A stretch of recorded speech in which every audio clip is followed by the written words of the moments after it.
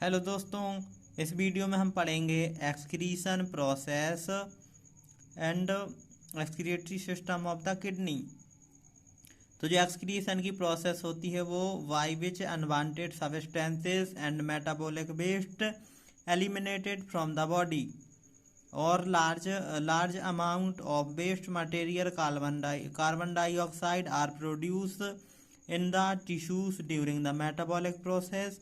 In addition, residues of the undigested food, heavy material, drug, toxic substances, pathogenic organism like bacteria are also present in the body.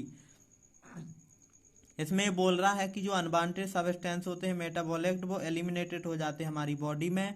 और फिर जो large amount के waste product होते हैं, waste material होते हैं, जैसे कि carbon dioxide tissue during the metabolic process, मतलब टिश्यूज में जो मेटाबॉलिक एक्टिविटी होती है, और रेसिड्यूज अनडाइजेस्टेड फूड हो गया, जैसे कि heavy material, drug, toxic substances, जैसे कि ड्रग्स रहते हैं, बहुत हैवी ड्रग्स होते हैं, और सब्सटेंसेस होते हैं, पैथोजेंस मतलब फॉरेन पार्टिकल, बैक्टीरिया होते हैं जो प्रेजेंट होते हैं हमारी बॉडी में। अब हम पढ़ते हैं रीनल सिस्टम।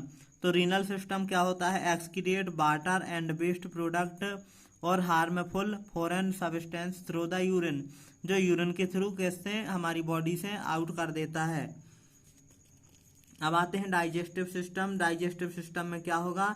एक्सक्रीट फूड को कर देगा, residues in the forms of feces, some bacteria and toxic substances excrete through the feces।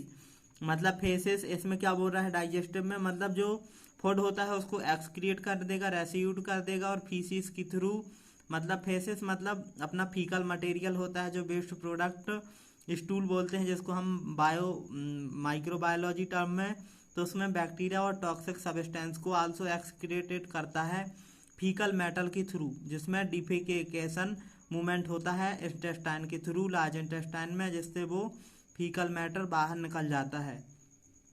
अब बात करते हैं लंग्स की। तो लंग्स में क्या करता है? लंग्स वो रेस्पिरेटरी पे वर्क करता है, जो कि remove of carbon dioxide and water vapour. अब स्किन क्या एक्सक्रीट करती है? सॉल्ट, सम वेस्ट और टॉक्सिक सब्सटेंसेस होती है, वो हीट के थ्रू हमारी बॉडी में से बाहर निकाल देता है, स्वीटिंग के थ्रू भी। अब आते हैं लीवर। तो लीवर क्या करता है? लीवर में एक्सक्रीटेड मैनी सब्सटेंसेस होते हैं, जैसे like bile pigment, heavy metal, drug, toxins, bacteria through the bile. क्योंकि फर्स्ट पास मेटाबॉलिज्म होता है किसी भी ड्रग का, तो फार्माकोलॉजिकल देखा जाए तो first pass of metabolism liver में ही होता है। अब हम पढ़ते हैं रीनल सिस्टम। रीनल सिस्टम में क्या क्या वो रहते हैं? तो उसमें पेयर मतलब वन पेयर किडनी होती है, यूरेटर होते हैं, यूरिनरी ब्लैडर होता है, और यूरेथ्रा होता है। और अब किडनी प्रोड्यूस क्या करती है? यूरिन को प्रोड्यूस करती है, और यूरिनरी ब्लैडर स्टोर क्या करता है? यूरिन को अंटिल द वाइडेंड एम्पाइटेड, और यूरिन को वाइडेड करता है ब्लैडर थ्रू द यूरेथ्रा। अब आते हैं फंक्शन ऑफ किडनी। तो फंक्शन का सबसे पहले क्या फंक्शन होता है किडनी का? Roll on homeostasis. तो जो होम्योस्टेसिस होता है वो किसके थ्रू करेगा? Accompanied by the formation of urine. During the formation of urine kidney regulate various activity in the body which concentrated with the homeostasis. मतलब यूरिन का फॉर्मेशन होगा तो formation of urine kidney regulate करेगी बहुत सारे activities को in the body, और concentrate कर देगी होम्योस्टेसिस सच एस की, जैसे हम देख सकते हैं excretion waste product, maintenance of water balance, maintenance of electrolyte balance osmolarity के थ्रू, या diffusion, maintenance of acid base balance,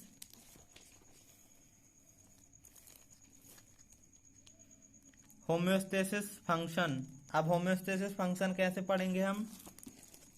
जो होम्योस्टेसिस फंक्शन रहेगा वो कैसे पढ़े, मतलब उसमें एरिथ्रोपोएटिन हार्मोन का रोल रहेगा। एरिथ्रोपोएटिन में एरिथ्रोसाइट्स सीक्रेट रहेंगी, जो एरिथ्रोसाइट रहेंगी वो इम्पोर्टेंट स्टिमुलेट फैक्टर होती है, जो थ्रोम्बोपोएटिन को स्टिमुलेट कर देती हैं, जैसे थ्रोम्बोसाइट प्रोडक्ट होने लगता है। अब पढ़ते हैं एंडोक्राइन फंक्शन। जो किडनी होती है उसका एंडोक्राइन फंक्शन होता है, जो एरिथ्रोपोएटिन थ्रोम्बोपोएटिन को हार्मोन को सीक्रेट करती हैं, hormone secreted by the kidney. अब मतलब हम पढ़ेंगे कि कौन से हार्मोन सीक्रेट होते हैं किडनी के थ्रू। तो फर्स्ट पढ़ते हैं एरिथ्रोपोएटिन, थ्रोम्बोपोएटिन, थ्रोम्बोपोएटिन हो गया, रेनिन हो गया। रेनिन क्या होता है? रेनिन एंजियोटेंसिन सिस्टम होता है, जो कि हमारे ब्लड प्रेशर रेगुलेशन पर वर्क करता है। अब आता है प्रोस्टाग्लैंडिन 1,25 डाईहाइड्रोक्सी कोलेकैल्सिफेरॉल होता है, जो कि हमको विटामिन डी बोलते हैं इसको नॉर्मली टर्म में। अब आता है रेगुलेशन ऑफ ब्लड प्रेशर। तो रेगुलेशन ऑफ ब्लड प्रेशर कैसे रेगुलेट करता है? रोल करता है लॉन्ग टर्म रेगुलेशन में, आर्टीरियल ब्लड प्रेशर में, और जैसे कि by regulated volume of extra cellular mechanism through the renin angiotensin system mechanism. अब आते हैं regulation of blood calcium level. तो रेगुलेट ब्लड कैल्शियम लेवल किसके थ्रू करेगा? By the activation 1,2,25 dihydroxy cholecalciferol vitamin D के थ्रू। और necessary काय में होता है? Absorption of calcium by the large intestine. अब आते हैं हम फंक्शनल एनाटॉमी ऑफ किडनी। तो मतलब किडनी में डिफरेंट लेयर होती है। आउटर कॉर्टेक्स होती है, उसको क्या बोलेंगे? एक आउटर कॉर्टेक्स होती है जिसको कॉलुमनस बार्टेन बोलते हैं। एक इनर मेडुला होती है, उसको मेडुलरी और मेल्पिवियन पिरामिड्स भी रहते हैं। एक आता है रीनल साइनस, इसमें क्या होगा? रीनल पेल्विस रहती है। और रीनल सब डिवीजन में क्या रहेगा? 2-3 मेजर कैलेक्स रहती है, अबाउट 8 माइनर साई कैलेक्स रहती हैं, कैलेक्स। अब हम पढ़ते हैं किडनी का डायग्राम। तो इसमें आपको दिख रहा होगा, ये सबसे ऊपर की लेयर होती है उसको क्या बोलते हैं? कॉर्टेक्स बोलते हैं। ये मेडुलरी पिरामिड्स हैं। ये क्या है? रीनल। ये क्या है? रीनल साइनस है। ये रीनल आर्टरी है। इसको क्या बोलेंगे? रीनल पेल्विस बोलेंगे। इसको क्या बोलेंगे? Renal vein. ये है क्या? मेजर कैलेक्स, ये माइनर कैलेक्स, और ये है यूरेटर।